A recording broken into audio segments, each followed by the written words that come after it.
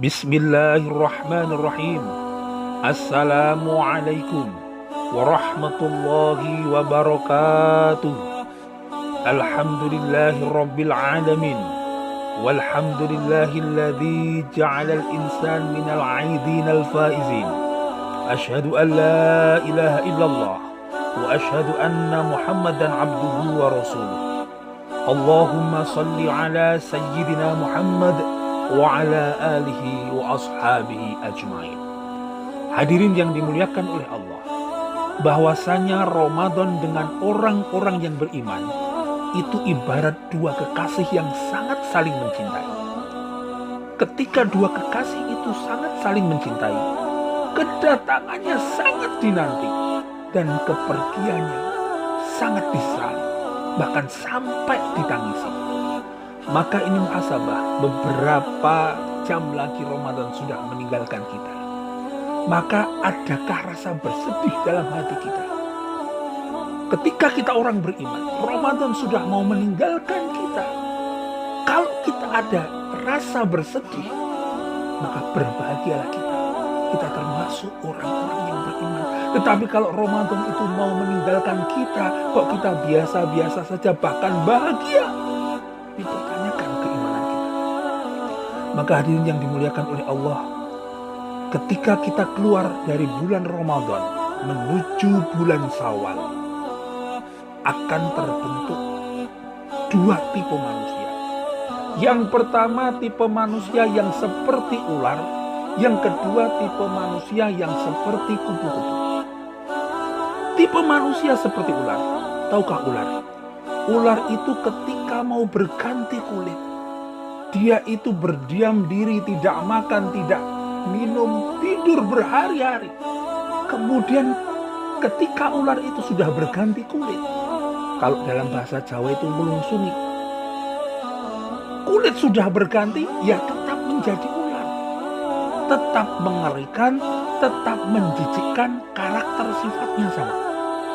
Tetapi ketika manusia itu seperti kupu-kupu, yang kupu-kupu itu sebelum menjadi kupu-kupu adalah kepompong. Memang menjijikkan.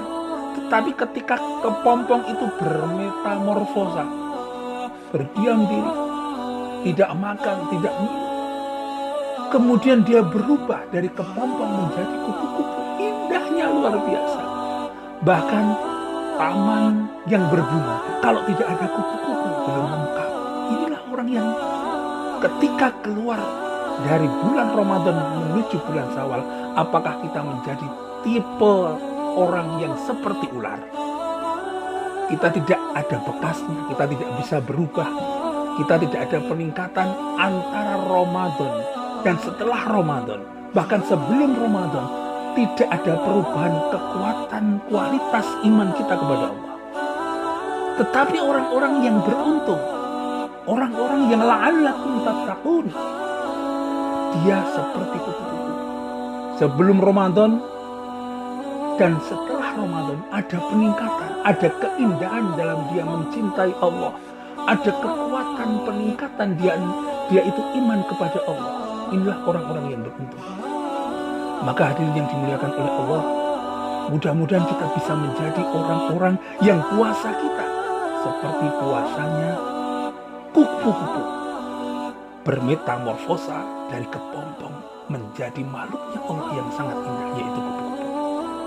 Kemudian hadirin yang dimuliakan oleh Allah, dalam sebuah riwayat, man kana yaumuhu khairan min amsihi fahuwa robih, wa man kana yaumuhu mislu amsihi fahuwa mahbun, wa man kana yaumuhu syarru min amsihi fahuwa mal'un.